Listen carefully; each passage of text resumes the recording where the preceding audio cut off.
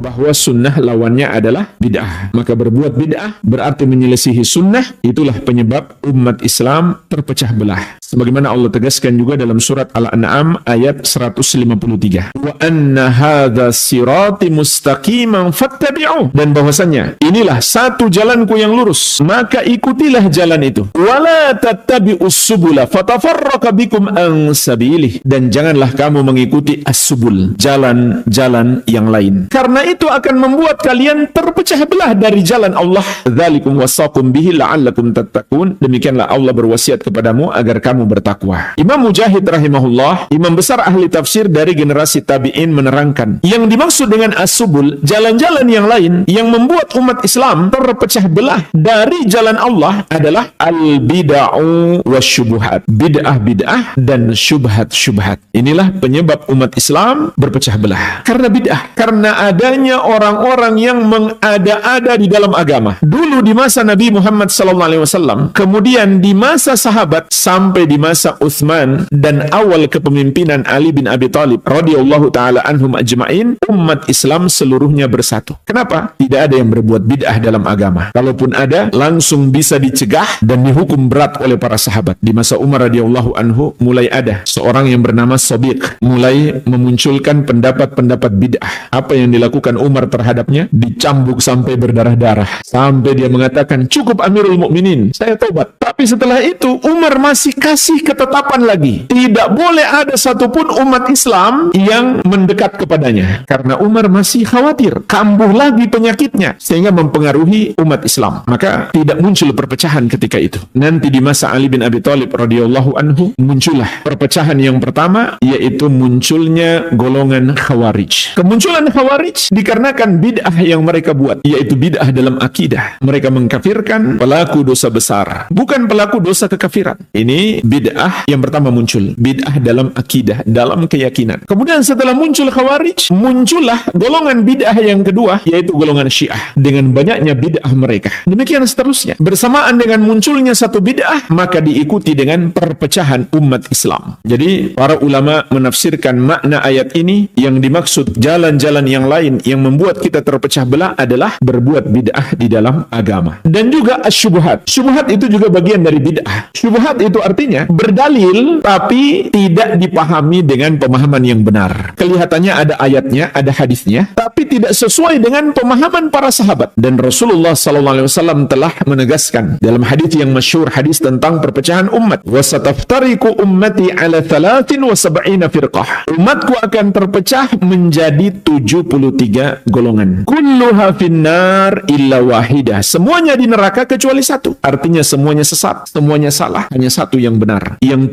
72 itu pemecah belah, hanya satu yang bersatu. Siapa mereka? Ma ana alaihi wa ashabi, yang mengikuti aku dan para sahabatku. Jadi semua pemahaman terhadap agama Islam, terhadap satu ayat atau satu hadis yang tidak mengikuti jalan para sahabat, itu adalah bid'ah yang memecah belah. Kalau begitu, jalan untuk mengajak umat Islam bersatu adalah dengan kembali kepada tauhid dan sunnah. Tapi subhanallah jemaah sekalian, yang terjadi malah sebaliknya. Orang yang mengajak kepada tauhid dan melarang syirik, yang mengajak kepada sunnah dan melarang bid'ah, malah yang dianggap sebagai pemecah belah. Kata mereka, tidak menghargai amaliyah umat Islam yang lain. Padahal yang mereka lakukan adalah syirik, adalah bid'ah dalam agama. Ini yang terjadi. Sebagaimana kata penulis rahimahullah, "Tsumma sara al-amru ila anna al-iftiraq fi usuliddin wa furu'ihi wal ilmu wal fiqhu fid din." Kemudian yang terjadi, kata beliau, perpecahan dalam pokok-pokok agama dan cabang-cabangnya malah dianggap ilmu dan pemahaman terhadap agama. Dan sebaliknya kata Syekh, "Wasara al-ijtima' fid din la yaquluhu illa zindiq aw majnun." Bersatu dalam agama, bersatu yang sebenarnya seakan tidaklah ada yang mengatakannya kecuali dia itu seorang zindiq, seorang yang sesat atau seorang yang gila. Artinya mereka tuduh dia sesat, padahal dia mengajak mereka untuk bersatu yang hakiki, bersatu di dalam agama Allah Subhanahu wa taala. Maka jemaah sekalian, ayat ini yaitu surat Al-An'am ayat 153 memberi pelajaran penting kepada kita bahwa persatuan yang Allah inginkan adalah bersatu di jalannya yang lurus. Tidak lain yang dimaksudkan adalah jalannya Rasulullah SAW dan para sahabat. Oleh karena itu, Ibnu Mas'ud radhiyallahu anhu pernah mengatakan, "Al-jama'atu ma wafaqal haqqa tafaraqa wa in kunta wahdak. Berjamaah, bersatu, tidak berpecah belah itu adalah yang sesuai dengan kebenaran meskipun engkau seorang diri. Inilah hakikat persatuan, mengikuti jalan kebenaran. Jadi kita pun paham, bersatu yang dimaksudkan dalam syariat bukan sekedar kita kumpul bersama, kita buat kegiatan bersama-sama, tapi kita sama-sama mengikuti jalan kebenaran, mengikuti sunnah dan menjauhi bid'ah, mengamalkan tauhid dan menjauhi dosa syirik. Dan jika ada di antara kita yang melakukan dosa syirik atau berbuat bid'ah, nggak boleh kita diamkan dengan alasan menjaga persatuan. Justru kalau kita diamkan, itu namanya merawat perpecahan. Tapi kita harus memberikan nasihat kepadanya, mengingatkan dia untuk kembali bertobat kepada Allah. Berarti kita kembali mengajak dia bersatu. Meskipun dia punya aktivitas atau ikut kegiatan bersama kita, tapi dia berbuat syirik atau berbuat bid'ah, maka dia disebut orang yang berpecah belah. Maka dari itu kita selamatkan dia, kita ingatkan dia untuk kembali kepada tauhid dan kembali kepada sunnah. Tapi sebagaimana kata Syekh, orang yang melarang syirik, yang melarang bid'ah, malah dianggap sebagai pemecah belah karena suka menyalah-nyalahkan amaliyah umat Islam yang lain. Padahal jemaah sekalian, ulama Islam dari seluruh madhab, kalau bid'ah mereka sebut bid'ah, mereka larang, mereka tidak biarkan hanya karena diamalkan oleh madhab lain atau diamalkan oleh sebagian umat Islam. Ini sudah kebiasaan para ulama seluruhnya. Nggak ada tuh ceritanya ulama yang nggak menyalahkan. Kalau bertentangan dengan ajaran Islam, mesti kita salahkan. Seakan umat Islam ini lupa dengan perjuangan Nabi Muhammad SAW. Beliau bukan hanya menyalahkan, tapi juga mensyirikkan dan mengkafirkan. Sehingga apa yang terjadi? Beliau dibenci, dimusuhi. Namun hari ini orang menganggap kalau mengatakan yang syirik itu syirik, yang bid'ah itu bid'ah, justru itulah memecah belah. Maka saya berikan sedikit contoh bagaimana para ulama mengingatkan amalan-amalan bid'ah. Ini sebetulnya sangat banyak dan gampang sekali didapatkan dalam kitab-kitab dari seluruh madhab. Mungkin kita pilih beberapa dari madhab Syafi'i. Al-Imam An-Nawawi, imam besar dari madhab Syafi'i, rahimahullahu ta'ala, sebagaimana dalam Al-Majmu' Syarhul Muhadzab, salah satu rujukan utama dalam madhab Syafi'i. Beliau berbicara tentang solat raghaib. Apa kata beliau? As-salatul ma'rufah bis-salatir raghaib wa huwa thintai asyarah rak'ah tusalla bainal maghrib wal isya lailata awwali jum'atin fi Rajab. Solat yang dikenal dengan nama solat raghaib, yaitu solat 12 rakaat antara maghrib dan isya pada malam Jumat pertama di bulan Rajab. Wa salatu lailatin nisfi Sya'ban mi'ata rak'ah, dan solat malam nisfu Sya'ban sebanyak 100 rakaat. Jadi ada dua solat yang beliau bicarakan di sini. Apa kata beliau tentang dua amalan ini? Wahatani solatani bid'atani munkarani qabihatani. Ini adalah dua solat yang bid'ah, mungkar dan jelek. Jadi ini ulama, kalau salah mereka katakan salah, kalau bid'ah mereka katakan bid'ah. Ini hakikat mengajak manusia kepada persatuan. Jangan malah sebaliknya. Nggak enak amalannya bid'ah terus kita bilang bid'ah, nanti dia tersinggung. Justru kalau begitu kita membiarkan dia berpecah belah. Harusnya kita ingatkan kalau memang bid'ah kita katakan bid'ah. Contoh lain jemaah sekalian, perbuatan yang hari ini banyak dilakukan oleh sebagian umat Islam ternyata diharamkan oleh Imam Syafi'i dan murid-murid beliau, yaitu membangun sebuah bangunan di atas kuburan, sebagaimana dinukil oleh Imam Asy-Syaukani rahimahullah dalam Nailul Autar. Setelah beliau mengatakan qauluhu, ucapan sahabat Jabir radhiyallahu anhu, wa an yubna alaih, Rasulullah sallallahu alaihi wasallam melarang untuk membangun di atas kuburan, fihi dalilun ala tahrimil bina alal qabri. Padanya ada dalil diharamkannya membangun di atas kuburan. Kemudian beliau menukil dari Imam Syafi'i dan murid-murid beliau atau dari ulama madhab Syafi'i. Wa fassala Syafi'i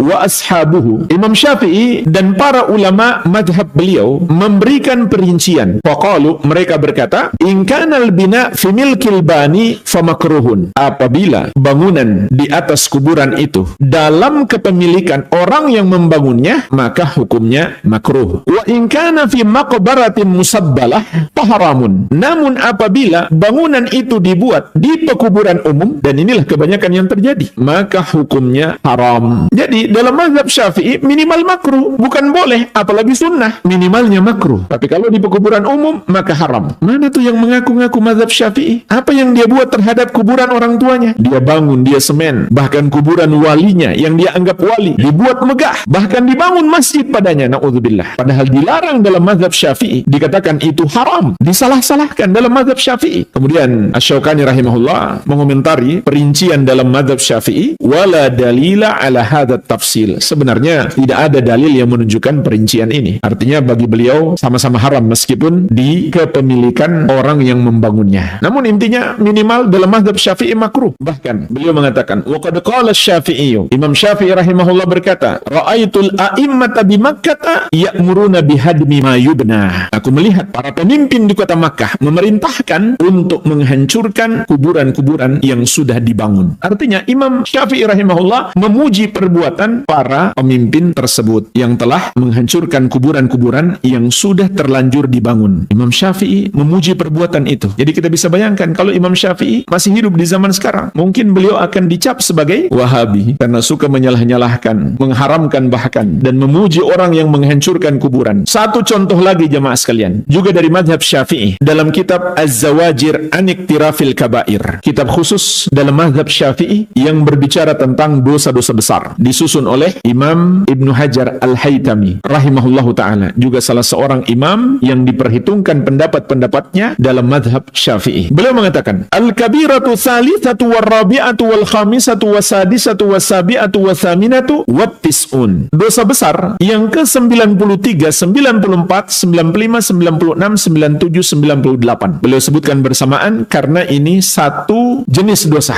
terkait dengan gulu terhadap kuburan, berlebih-lebihan terhadap kuburan. Beliau sebutkan 6 dosa besar, bukan hanya haram, bukan hanya salah, bahkan kata beliau dosa besar. Yang pertama, ittikhadul kubur masajid, menjadikan kuburan sebagai tempat ibadah. Mana tuh yang mengaku mazhab Syafi'i yang pergi sholat di kuburan, baca Quran di kuburan, berdoa di kuburan karena menganggap kuburan itu tempat yang mustajab? Kata Imam Ibnu Hajar Al-Haytami, itu adalah dosa besar karena banyaknya dalil-dalil yang melarangnya, bahkan melaknat pelakunya. Di antaranya sabda Nabi sallallahu alaihi wasallam, laknatullahi 'alal yahudi wan nasara ittakhadhu qubura anbiya'ihim masajida. Allah melaknat orang-orang Yahudi dan Nasrani yang menjadikan kuburan para nabi mereka sebagai tempat ibadah. Kata Aisyah radhiyallahu anha, maksud hadis ini yuhadziru ma sana'u. Nabi sallallahu alaihi wasallam mengingatkan kita jangan ikut-ikutan perbuatan mereka. Yang kedua, wa iqadus suruj 'alaiha, membuat lampu-lampu penerangan di kuburan. Kata beliau dosa besar. Kenapa jemaah sekalian? Karena itu termasuk tasyabbuh, menyerupai orang Nasrani. Dan juga pemborosan harta. Kenapa? Nggak ada manfaat. Nggak ada manfaat bagi si mayit. Wattikhadhuha awthanan. Yang ketiga, menjadikannya sebagai berhala yang disembah. Menjadi kuburiyun, menyembah kuburan, menyembah penghuni kubur dengan berbagai macam bentuk penyembahan. Termasuk berdoa kepada penghuni kubur sebagaimana sabda Nabi sallallahu alaihi wasallam, ad-du'a'u huwal ibadah. Doa itu adalah ibadah. Yang keempat, wa tawafu biha, dan tawaf mengelilingi kuburan itu termasuk dosa besar. Wastilamuha, dan mengusap-ngusapnya. Ini banyak dilakukan oleh orang yang mengaku bermadzhab Syafi'i. Kata ulama mazhab Syafi'i itu salah besar, dosa besar, disalahkan oleh ulama mazhab Syafi'i. Bukan hanya disalahkan, dianggap sebagai dosa besar. Apalagi sampai dibawa pulang batu-batuannya untuk dijadikan sebagai jimat. Rasulullah sallallahu alaihi wasallam bersabda, man 'allaqa tamimatan faqad asyrak. Barang siapa menggunakan jimat, maka dia telah berbuat syirik. Was-salatu ilaiha. Dosa besar yang keenam adalah salat menghadap kuburan. Betapa banyak hari ini orang yang mengaku pengikut mazhab Syafi'i melakukan amalan ini. Ternyata ulama mazhab Syafi'i mengatakan itu dosa besar. Tapi mereka bilang yang melarang itu hanya Wahabi. Suka menyalah-nyalahkan, suka memecah belah umat. Subhanallah. Jadi jemaah sekalian, orang yang menyalahkan yang salah, membid'ahkan yang bid'ah, mensyirikan yang syirik, mengkafirkan yang kufur, itu adalah orang yang mengajak pada persatuan yang sebenarnya. Yang mempertahankannya, itulah orang-orang yang sedang mempertahankan perpecahan dan perselisihan di tengah-tengah umat. Al-Amwa, menemani ibadahmu juga hijrahmu.